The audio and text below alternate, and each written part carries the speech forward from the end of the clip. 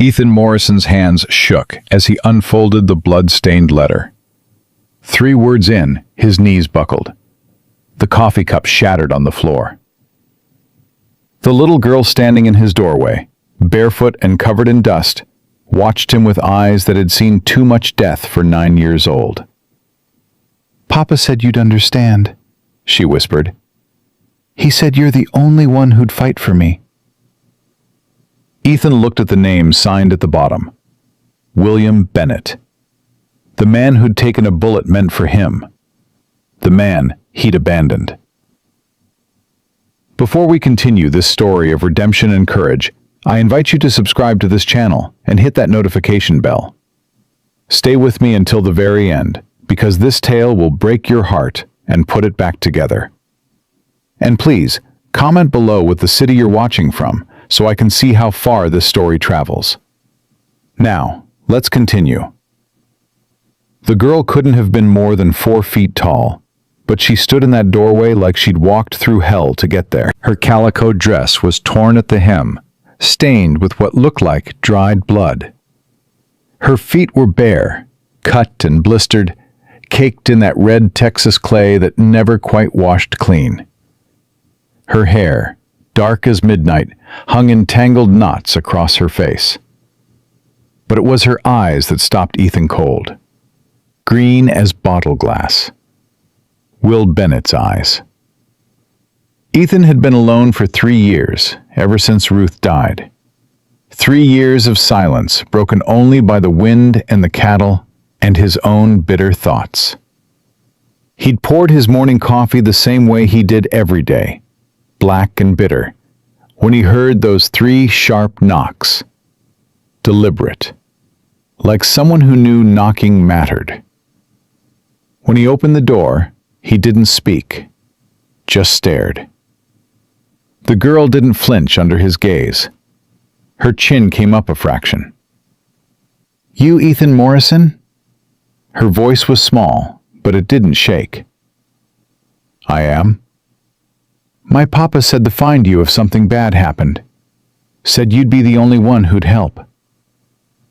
Ethan's throat went tight. He scanned the land behind her, that endless stretch of brown grass and scattered mesquite rolling toward the horizon. No horse, no wagon, nothing. "Where's your papa now?" The girl's jaw clenched. She didn't answer. Instead, she reached into her dress pocket and pulled out something wrapped in dirty cloth. She held it toward him with both small hands. Ethan took it.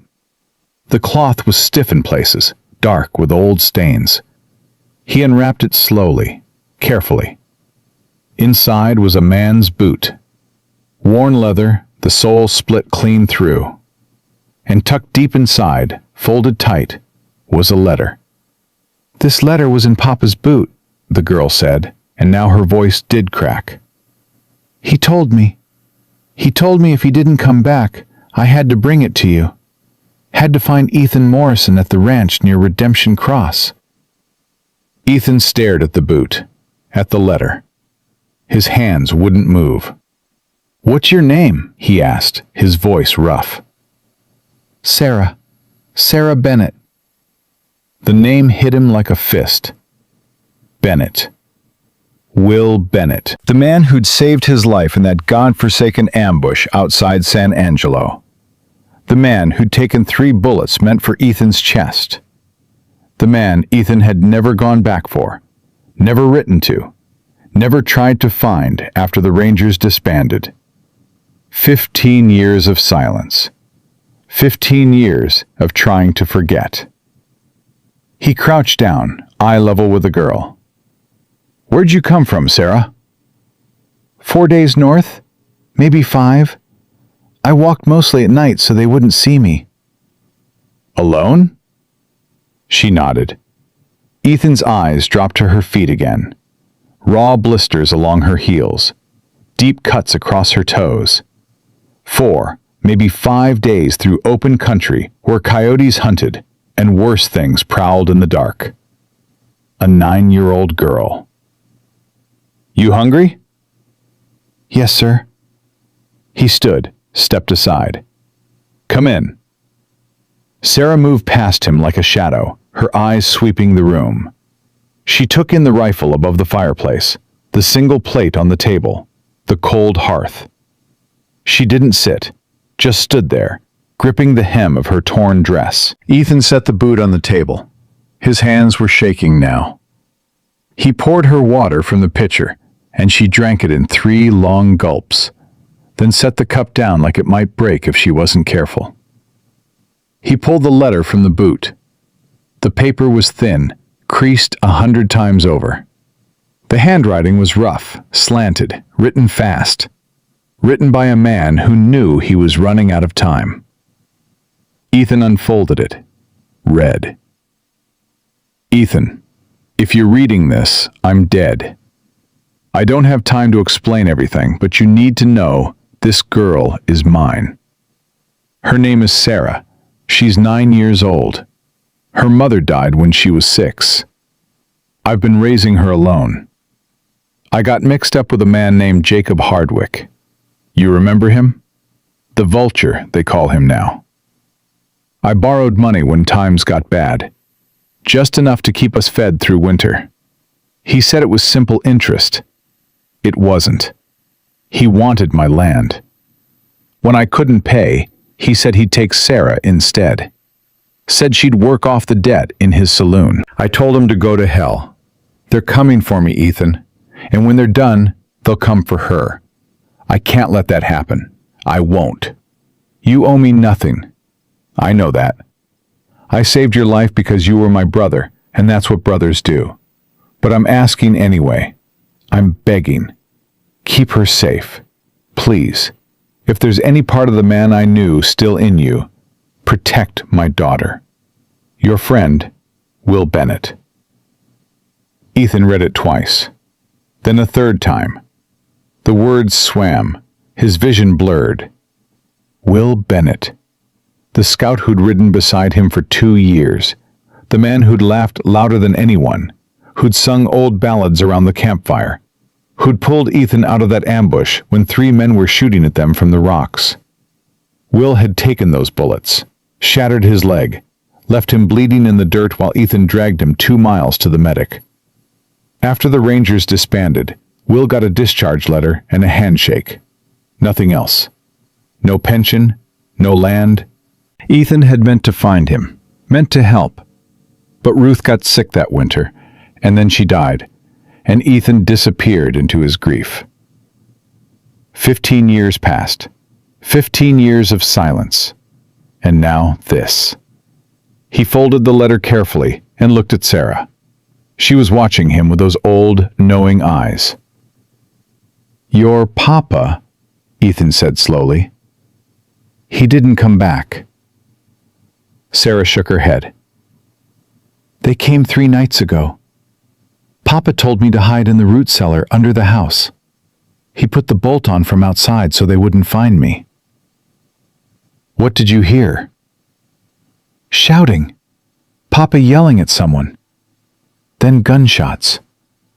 Her voice went small. "So many gunshots.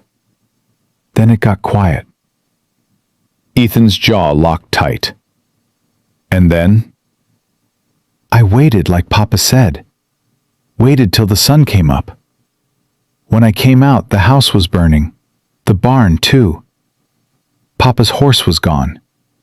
I found his boot near the creek. Just the boot." "Nothing else?" "No, sir." Ethan turned toward the window. The weight of that letter pressed against his chest like a stone. Outside, the wind rattled the shutters. "You got anyone else?" he asked quietly. "Kin? Family?" "No, sir. Just Papa. And now Papa's gone." He closed his eyes, breathed slow. When he opened them again, Sarah was still standing there, small and silent, like she was afraid to take up too much space in the world. "You'll stay here," Ethan said. "Long as you need to." Her shoulders sagged, just a fraction. Relief, maybe, or exhaustion finally catching up. "Thank you," she whispered. Ethan nodded. He didn't trust himself to say more. Didn't know what he'd just agreed to, what storm he'd just invited into his life. But the letter was in his hand, and Will Bennett's daughter was standing in his house, and somewhere out there, men were looking for her. He picked up the boot again, turning it over. The leather was cracked, the sole destroyed. Inside, faint stains. Blood, probably. Or mud. Hard to tell. "Sarah," he said carefully, "these men your papa owed. You know who they are?" She hesitated. "I heard a name. Hardwick. Papa called him the Vulture." Ethan's blood went cold. Jacob Hardwick. The name conjured memories Ethan had buried deep. Hardwick had been a ranger once, years ago, back before Ethan's time. Got dishonorably discharged for taking bribes, for shaking down settlers. Last Ethan heard, Hardwick had gone into the loan business. The kind of business that operated outside the law, where contracts were signed at gunpoint and debts were collected in blood. If that name was involved, this wasn't just about money. This was a death sentence. Ethan set the boot down carefully, like it might explode in his hands. "You did good, Sarah," he said quietly. "Your papa would be real proud of you." She didn't answer, just looked at him with those eyes that had already seen too much. Outside, a crow called, sharp and low. The wind picked up, carrying the smell of dust and distant rain. Ethan Morrison stood in his kitchen, holding a dead man's boot and that man's daughter's future in his hands. For the first time in 15 years, he felt the weight of an old debt come due. The kind of debt you couldn't pay with money. The kind you paid with your life, if that's what it took. He looked at Sarah again. She was swaying on her feet now, exhaustion finally taking hold. "Come on," he said, his voice gentler. "Let's get you settled." He led her to the back room, the one he'd used for storage since Ruth died. Saddles and crates lined the walls.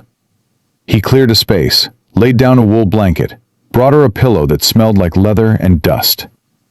She sat on the edge of the makeshift bed, hands folded in her lap, watching him work. "You'll be safe here," he said, though he wasn't sure who he was trying to convince. "Yes, sir." He paused at the doorway. "You don't have to call me sir. Ethan's fine." She nodded, but didn't say anything. Ethan left her there and walked back to the kitchen. The letter was still on the table beside the boot. He sat down heavily, poured himself another cup of coffee, cold now. He read the letter again. "You owe me nothing." That line burned, because it wasn't true. Ethan owed Will Bennett everything. A life, a second chance. 15 years of guilt he'd carried like a stone in his chest. And now Will was dead, and his daughter was sleeping in Ethan's back room, and somewhere out in the territory, Jacob Hardwick was still breathing. Ethan rubbed his face. He needed to think, needed a plan. But first, he needed to know if anyone had followed Sarah, if Hardwick's men knew where she'd gone. The next morning, Ethan saddled his horse before dawn. Sarah was still asleep when he left, curled up under that wool blanket like a child half her age. He left her a note on the table. "Gone to town, back by noon. Lock the door. Don't open it for anyone." He rode hard toward Redemption Cross, the town where he bought supplies once a month and otherwise avoided